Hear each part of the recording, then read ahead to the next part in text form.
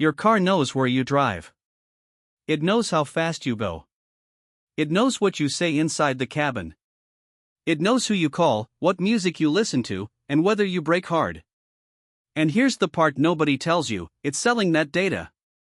To insurance companies. To data brokers. To anyone who pays. I'm your host, and today we're breaking down exactly what happened when Blue Origin's New Glenn rocket. Today we're exposing the automotive surveillance machine that's been built as Artemis noses. Modern cars collect more personal data. This isn't just a rocket explosion. This is a turning point.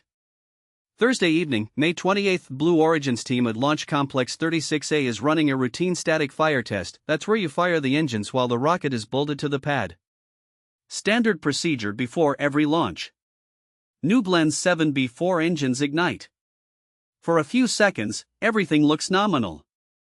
And then something goes catastrophically wrong.